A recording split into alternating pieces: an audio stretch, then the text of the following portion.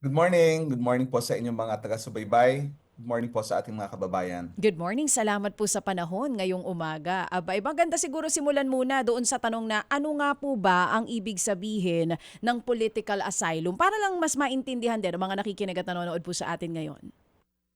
Ang political asylum ay isang pamamaraan sa international law na ginagrant ng isang bansa, no, sa isang tao na humihingi ng proteksyon na ipabalik siya sa kung saan ang kanyang pagkatao or ang kanyang person ay in danger, or in international law, a person is to be protected from persecution on the basis of political opinion, race, religion, and others. But in this case of Zaldico, the claim is on the persecution based on the political opinion, based on his statements, based on the video that he stated against the Republic of the Philippines. Oo, so ayun malinaw pag pupwedeng gamitin ito ng isang tao kapag pakiramdam niya ay may political persecution na nangyayari nga po sa sarili po niyang bansa. Ngayon sa mga balita po kasi ang sinasabi nila, meron ng application ng asylum si Zaldico diyan po sa France. Una po muna, yun pong proseso ng pag-a-apply ng asylum sa France. Paano po ba yon? At pareho din po ba ang asylum process sa ibang mga bansa? Halimbawa sa Netherlands kung saan may asylum din po itong si Attorney Harry Roque? May mga kanya-kanyang proseso, no, sa national level, but it is still under the general context of the Refugee Convention, no, and its protocol, no, 1951 Convention and the 1967 Protocol on Refugees, no. And ang basihan po dito ay may kanya-kanyang, for example, sa Pilipinas, meron tayong proseso which is under the DOJ RSPPU unit, meaning Refugee and Stateless Persons Protection Unit, no? Kung saan ang application at ang processing ng asylum seekers and asylum applications or even refugee and stateless persons are being processed. Ang France, ang Netherlands, they have their own processes on the application for asylum, at the same time refugee status determination procedures. And I understand that in France and in, let's say, in the Netherlands or even in Czech Republic, they have guidelines and rules, particularly on the Dublin regulations. Narinig natin ang sinasabi, just like in the case of Harry Roque, na kung saan ka unang nag-file, no? Kung saan ka uh, kumbaga unang dumating sa Europe, sa within the area of the European Union, doon ka dapat mag-apply. Just like kay Harry Roque, na kung saan sabi natin last time nag-file siya sa Netherlands, but it was found out that he entered the European Union in Austria. So based on the Dublin regulations, dapat doon siya nag-apply, no. So in this case of Zaldico, there is an application in allegedly na naman tayo, no, in France, no. So the Paris procedures will follow, no. So parang ang kanyang equivalent dito sa Pilipinas ay ang DOJ RSPP unit. Okay, so same process po dito sa bansa, under the DOJ office ifa-file ang asylum kung merong isang foreigner na gusto mag-file ng asylum dito sa France, under DOJ ng bansang France din po. Ganun po yung proseso. Tama po ba Pero yun, may they attorney? have they have their Ministry of Interior, kung Okay. saan sila, medyo mahaba yung pangalan niya and Mhm. medyo French. So Oo. so medyo limited yung ating French, no. But it is akin to the DOJ RSUPU unit dito sa Pilipinas, kung saan they have their Ministry of Interior and you have to apply in a particular office, and that will be evaluated by the office, and then may mga proseso po diyan. Um, it can be an irregular process, or it can be accelerated process, no, kung saan minsan may mga nahuli and under detention, yung mga ganyan. So they are accelerate within the accelerated process, which can be faster, no, so like 15 days or more, no. Pero kung a regular process, it would take like 6 months or to 8 months on the average.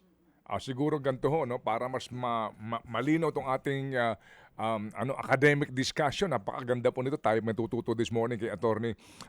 Sir, dito po sa France, no, na sinasabi kung saan siya nag-apply ng umano'y political asylum, yan ho ba, sir, ay mabeberipika sa pamamagitan ho ng Embahada ng Pilipinas or ng kanila pong ambassador sa Pilipinas to confirm talaga? Yan ho ba ay hindi sakop ng data privacy na naman? At paano mako-confirm kung meron pong ganyan? Will that make it public?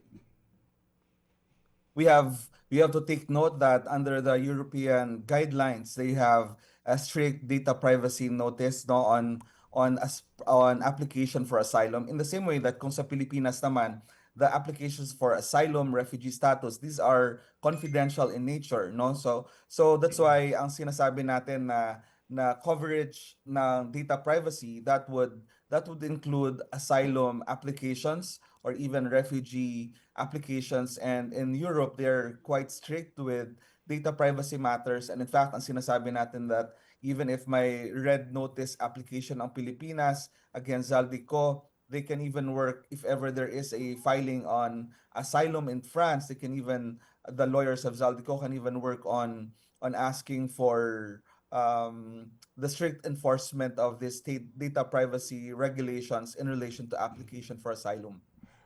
Kung meron ho ba akong application for asylum, in this case po sa Francia, dadaan ho ba yan sa hearing? Meaning, haharap ako at ipapaliwanag kong kadahilanan kung bakit gusto kong mag-apply ng asylum. Sa inyong pagkakaalam, itong mga hearing na ito, confidential and matagal. May mga sinusunod na proseso, Ted, no? Meron silang like in the Philippines, and I have noted also, I looked into their guidelines. They have their accelerated process, they have their regular process, no? Hindi lang sa Batchoy may regular, but sorry. Pero ang sinasabi natin dito ay there is a process, and that is to be evaluated by the office assigned, no? Kasi may special unit assigned for refugee application and asylum seekers, no? And based on the documentation, application, and the reasoning, because here we have to find out that there is an unfounded fear, no? And that is subjective on the part of the person applying as an asylum seeker, because he's saying that he is afraid and he is being persecuted based on his political opinion, religion, and others, no? So in his particular case, he has to prove that there is indeed persecution on his end, and at the same time, he is in danger if ipababalikin siya dito sa ating bansa. Kasi ang kasama dito sa application for asylum, and if we look at the Refugee Convention, no, and the applicable rules, kasama dito sa rules ay bawal ang exclusion under the concept ng doctrine of non-refoulement or non-refoulement, kung paano ninyo i-pronounce yan. But ang doktrina na ito ay sinasabi niya ay hindi pwedeng pabalikin ang isang tao na may application, na pending application for asylum, no? May pending application. In fact, the application for asylum can suspend the process of deportation, extradition, and other mechanisms, no? Pending application. Okay. Ang claim kasi ni Zaldico, no, although wala pa kasi talagang official na pahayag ng kanyang kampo, no. If you notice, attorney, right, pati ang kanyang abogado dito, o mismong siya, wala siyang pahayag. Ito nang gagaling lamang mismo sa Malacanang na balita, no, may application for political asylum. Kapag ba ganyan na may balita na can the Philippine government on its own lang write the French government and oppose ito pong kanyang aplikasyon na ito? Pwede ho bang ganon? Pwede ho bang unahan na ito ng Philippine government and to oppose ito pong sinasabi na aplikasyon? The Philippine government can present, no, can present, especially that the accusation is against the Philippine government of being or committing persecution against the person of Zaldico and putting his life and person in danger, no? So the Philippines has to prove really that there is and there are causes for prosecution, and this is not a case of persecution but rather a case of prosecution for graft and malversation charges for the allegations on in relation to flood flood control program, no? So itong mga bagay na ito, the Philippines has to prove na ito ay seryosong proseso ng judicial process right now. In fact, the Sandigan Bayan has issued a warrant of arrest against the person of Mr. Zaldico, and that in itself can be a good ground for the Philippines to prove that, hey, this is not persecution, rather this is an actual legal and valid prosecution in accordance with the laws, and in fact consistent also with the UN Convention Against Corruption, which the Philippines has been a member since 2006. So may effect yun, yung pong naturang UN Convention Against Corruption. May kahit papaano, may bisa iyon dahil ang France din ay lumagda sa kasunduan na ito. Pwede po magamit ng Pilipinas yon. Pwedeng gamitin ng Pilipinas, no? Kasi ang effort to curb this kind of crimes like corruption and other transnational crimes is a cooperated effort. There are cooperation efforts on the part of the Philippines, France, and other member states to that convention. However, also Zaldico may argue also na under this particular convention, there are certain violations on the part of the Philippines. Halimbawa, sasabihin niya na ito ay obvious lang na hinahabol siya because Opo. Sa because of the politika. persecution Opo, charges. sa Yes. politika. Okay. So sir, kapag ho ba may pending application, yung bang applicant dapat nando doon sa bansang yon? At yun ho bang kanya pong pananatili doon, kontrolado ba ng gobyerno kung saan siya nag-a-apply? Yes, no? Dapat nandun siya. Nakita natin sa example ni Harry Roque, halimbawa, na he was even escorted, no? Napapunta sa airport during that time na napapunta at pabalik doon sa, I think it was in Austria. But makita natin doon na dapat, and under the Dublin regulations, dapat nandun siya kung saan siya unang dumating sa Europe, no? And there are regulations there na dapat hindi ka pwedeng umalis, pero there is freedom of mobility within the area, no? Hindi ka pwedeng umalis and under controlled supervision, no? Pero in cases of public order and safety, pwede siyang i-put in a particular setup, hindi pwede talagang ma-immobilize siya to roam around Europe if there are indeed reasons to do so for public order, public safety, public health, and all that. Yang Dublin thing na yan, convention yan? And this is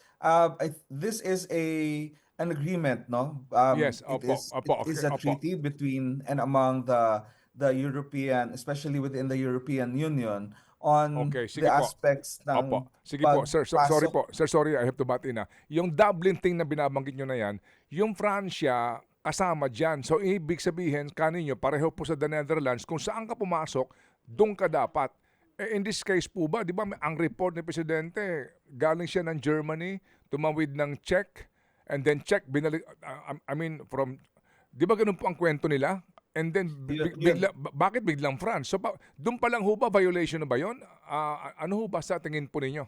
Hindi din natin alam talaga kung saan siya nag-umpisa kasi meron pang statement na he was even able to have his In petition yeah, apostilled sa Scandinavia, sa Sweden, no? Uh-huh. Even that time, no? So paikot-ikot lang siya doon. And I mean, there is no actual proof kung saan talaga siya pumasok. But if we apply the Dublin regulations, Uh-huh. kung saan siya pumasok, no? Kung if right now, if we filed this in Paris or in whatever state, whatever city in France, we can only presume right now na baka doon siya pumasok, and we apply the Dublin regulations 3.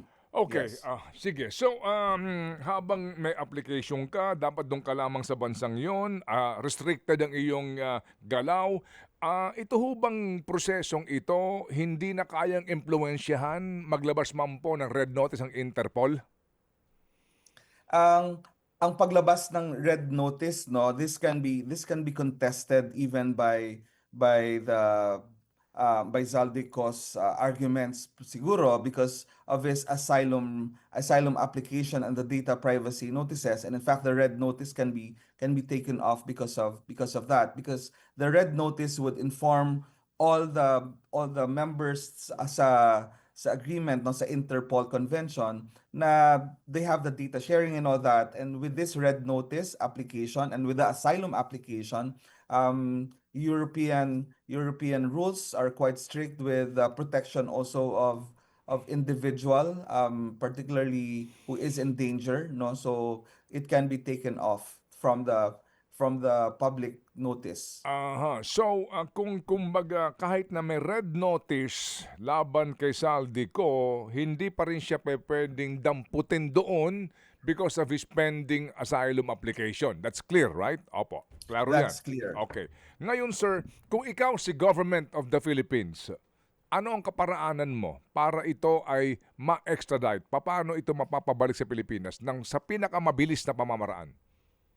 Ang pinakamabilis na pamamaraan dito siguro is really on the diplomatic channel, no? Although nakita natin kung paanong mabagal last time, akala natin maiuwi na, no? And we are relying on the diplomatic channel, but still the diplomatic channel can be the faster route in relation sa pagpapauwi kay Zaldico, no? So alam natin na walang extradition treaty here, no? And at the same time, we can simply rely on the for example the effort also that can be undertaken by France on this, so the Philippines can continue working on the possible extradition or pagpapauwi, no, deportation ni Zaldico, Aha. pending all this application for asylum, no, para at least if ever na halimbawa hindi mag-grant ang asylum ni Zaldico, it can easily be processed ang kanyang pag-uwi. Okay, meaning diplomatic na pamamaraan, kumbaga pwede ito na kausapin ng presidente si Macron ng Pransya para pakiusapan siya sa bagay na ito kahit na may dadaan ng proseso para lang sabihin kumbaga ang version ng gobyerno sa kwento ni Saldico.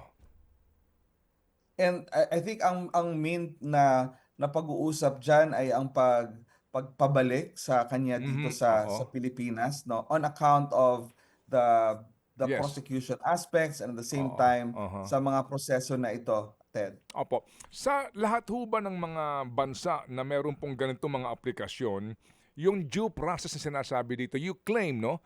Halimbawa, ang claim mo ay because of religious beliefs or affiliation. Kaya ka hinahabol.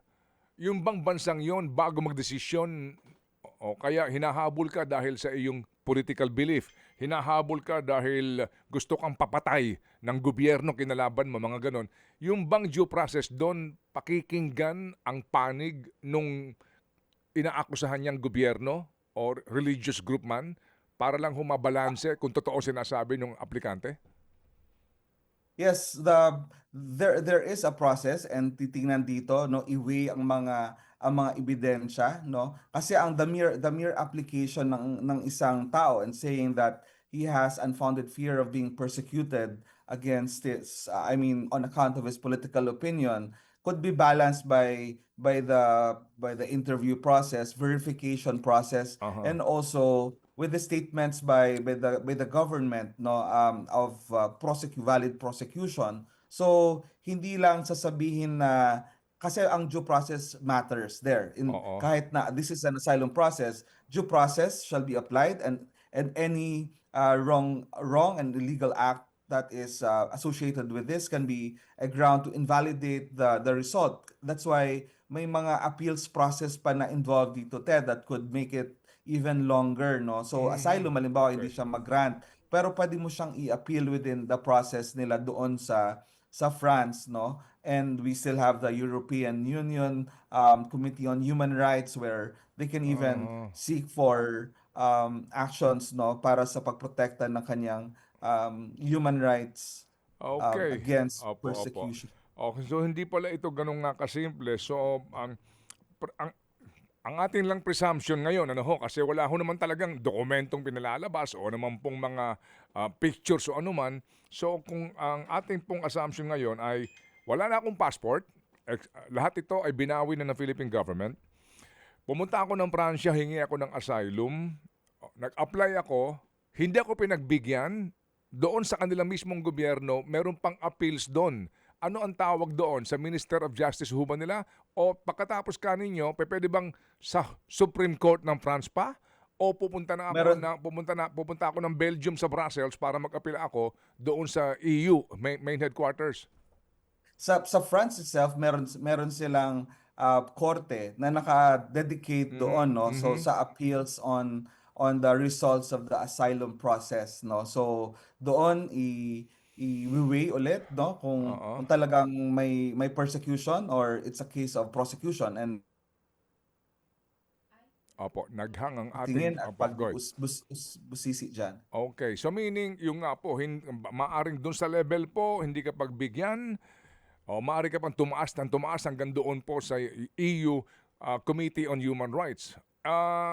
Sa kabilang banda ho naman, kapag po approved ng kaagad, yung gobyerno naghahabol sa kanya, meron pa ho siyang legal na kaparaanan para kontrahin yon o mag-apila din na huwag niyo pagbigyan ng taong yan? We have to remember that this asylum process is for the protection of individuals, no? So if it was granted, no, if it Mhm. was the asylum application is granted, so there are mechanisms doon na pwede siyang pagbigyan ng non-resident status or resident status, Aha, no? oo. So pwede siyang magstay doon, no, sa France, so hindi siya pwedeng ibalik dito. Mean to Oo. say na Opo. protektahan ang taong ito laban sa possible dangers that the government can do against him, no. Ang gobyerno naman siguro, on this side of things, it has to reevaluate its mga proseso, no, sa Aha. especially for this person, no. Okay, so meaning kapag granted ito, wala nang appeal pa na magagawa ang Philippine government. Wala na. Yes, the Philippine Yes. government cannot appeal it Okay. there. Opo, sige. Oo. Sige, kung wala ka ng appeal, ngayon ito lang po no, kapag po pinagbigyan ng isang citizen ng asylum sa bansang Pransya halimbawa po, hindi na siya pwedeng lumabas ng France. At doon na lang siya mananatili. Kumbaga, yung freedom niya restricted din. Ganun po ba Um, 'yon? ang mga persons na nabigyan ng asylum status, no, they can freely roam doon sa sa Europe, no, or even in other states, no, because Mhm. he has a right of mobility, no. Okay. Pero hindi siya pwedeng pabalikin sa bansa where he is facing danger. Oh, That is the opo, basic opo, opo, framework opo. niya. Parang sa panahon po ni Joma Season, if you recall, no, sa the Netherlands, right? Meron siyang asylum doon and he can freely travel within the EU areas, right? Tama. That Okay. is correct, and Oh, he oh. can freely go Opo, around opo. doon, no, at Oh, mag-shopping. opo. And also he can he can attend parties before, no? Na if you remember. Pero yung kanyang financial wealth. Ano ho 'yan? Kapag ba ikaw ay isang binigyan ka ng asylum, yung pera mo na hawak, hindi pakikialaman ng gobyerno ng Pransa 'yon. You can enjoy the fruit of your quote-unquote labor. Sa hawak niyang pera doon, no, sa France, he can have a free use of that. He can shopping whatever na gusto niyang Uh-huh. gamitin diyan kasi freedom niya po 'yan, no. That is without regard to the rights of the Philippines within the domestic context, kung may mga freeze Uh-huh. orders in relation to his prosecution naman. Okay, so he can own properties there, move his family there, enjoy life in Paris kung sakasakali na binigyan na siya ng asylum kung sakasakali man, no ho? Mm. Yes po. Okay, sige. So, sir, kung mangyari po sa Pilipinas yan, tayo po ba halimbawa may tatakbo sa atin galing ng Asian countries o galing po ng ibang bansa sa atin hihingi ng asylum, obligado rin po ang Pilipinas to do the same? Yes, under the Refugee Convention, ang miyembro ang Pilipinas po dyan, no, and Mhm. the 1967 Protocol, no. So asylum seekers and refugee for refugee applicants and Aha. stateless persons applicant, they Aha. are given the same, no? Opo, opo. Yung safety and protection noong pong nabigyan ng asylum, wala pong ano na doon, walang pananagutan ang gobyerno nag-host sa kanya. Ang safety and pananagutan sa taong ito, because he is free to roam around and all that, Mhm. there is sa kanyang ano na yon, no? But generally, the general concept lang na the state has the obligation to protect its people within its territory can be applied, pero on the personal na may security and all that, wala naman. Okay. Attorney, question lang, kung ma-approve po yung asylum ni Zaldico sa France, ano na po ba iyon? Temporary po ba? Ilang taon siya po pwedeng manatili doon? Or pwede po ba niyang hilingin na talagang long-term yung maging status nung kanyang pagstay sa France? Paano po yun? Because kung titignan natin yung mga experiences, no, in the past, asylum seekers or those who seek for political asylum and protection is only a starting process sa iba, no? Because they can apply for the status determination as a refugee later on, because the fear that they are experiencing, which is personal to them in relation to the persecution against his political opinion, can continue, so they can apply for the status determination as a refugee, which would grant them later on a right to continue staying there for a longer period of time, and at the same time they can even acquire citizenship according to the national processes in France. In the same way that in the Philippines, a person who was granted a refugee status can later Okay. on be naturalized as Filipino also. Opo, okay. Oo, So, kumbaga wala itong Oo, deadline, walang wala deadline. itong expiration, Oo. no? Pwede siyang magstay, unlimited visa siya. Okay. So pwede po itong maging escape route ng mga tao na mapagbibintangan na kumamal ng pera ng bayan. Pwedeng ganon. And also, I have a question din, attorney. In the past, Go sa ahead. mga... Go ahead with your Oo, question. yung mga nagsisik ng asylum with European countries, napagbibigyan po ba yung mga ganitong kaso na halimbawa may mga pruweba na o may mga ipinapakita na possibly ay linked with corruption yung nanghihingi ng asylum sa ibang bansa? On the corruption side, I like, particularly for the Filipinos going there, I haven't seen, no, kasi ngayon lang naman tayo First time. medyo naging strict on the corruption aspects, but we have a convention on or against corruption. But for cases of human rights, so Joma Sison and the others, I know personally someone who was red tagged during the Duterte administration who applied for as an asylum seeker and later on was granted a refugee status in France also, no? And right now she's enjoying the status of a refugee there So validly. kung sakali, first time po ito na dedesisyonan na may corruption issue involved ang isang tao na seeking for asylum.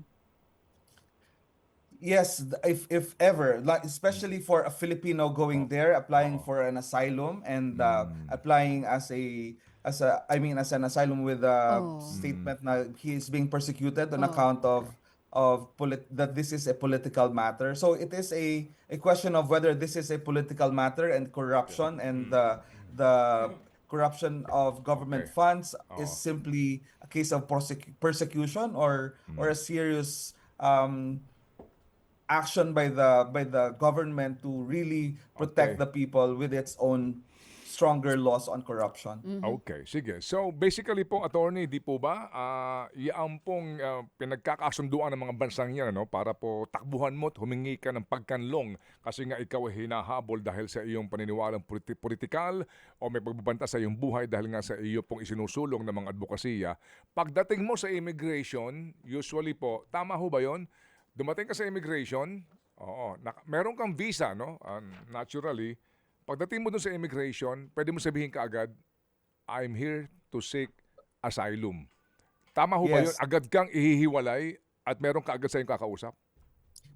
Pagdating po sa frontier sa mga airports, you can easily go to that office in France, like in our case the OGRSPPU, or the UN High Commission on Refugees doon sa country na yan to seek protection, and you can easily be given protection, no? So that can be done also. Opo, di ho ba ganun yun, ano?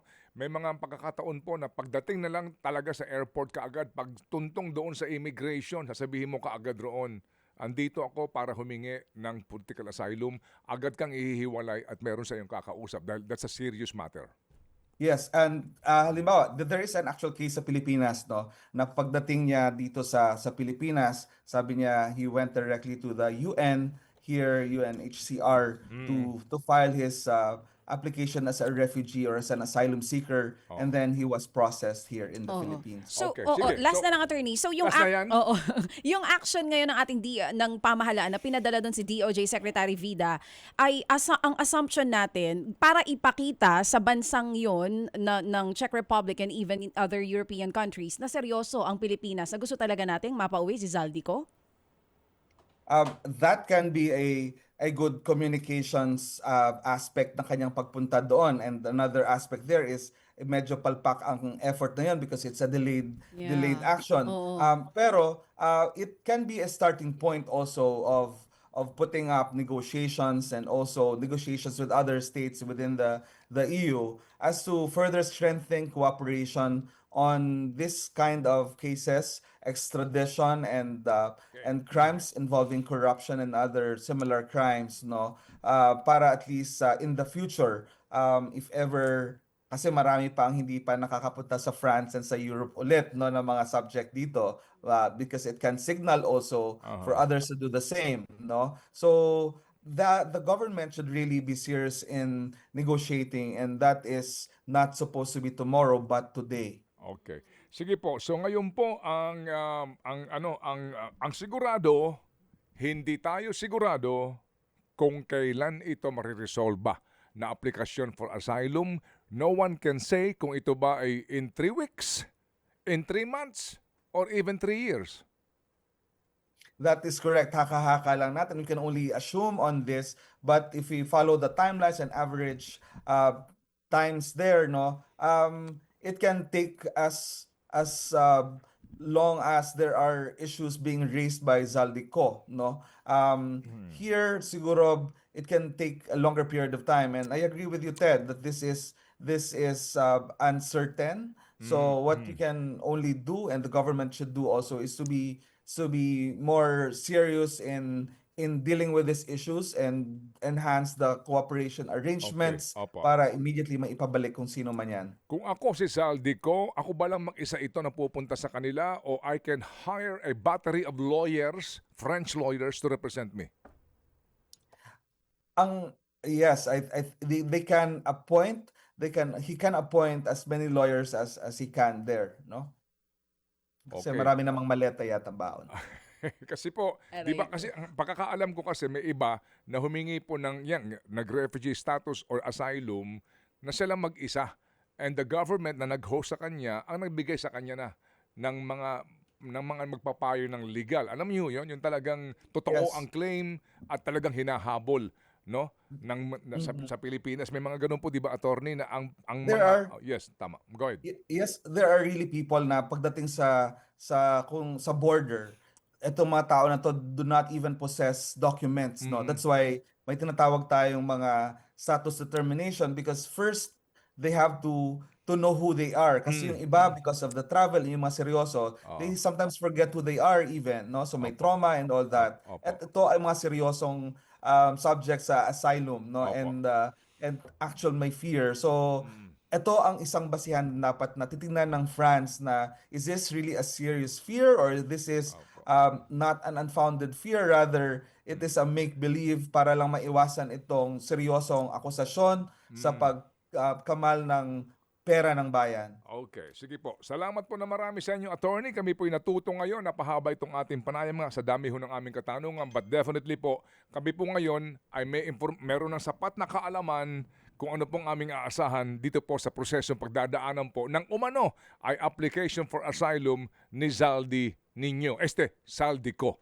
Salamat po na marami, attorney. Maraming salamat, Manong Ted, and to everyone who are following you. Thank God you. bless. Thank you, Thank attorney. you. Aray ko. Attorney Rodel Taton. Mga kapatid, para sa iba pang mga balita at impormasyon, sundan niyo po kami sa X, Instagram, Facebook at syempre sa TikTok, True Network Mag-subscribe din po kayo ha sa aming YouTube channel, True Network. May website din po tayo, truenetwork.ph, at pwede nyo rin po kaming mapanood sa Channel 19 ng aming True FM TV. Lagi pa rin makinig sa radyo dito po sa 105.9 True FM dahil dito, laging true sa'yo, kapatid. Dito tayo sa totoo, tunay at tapat.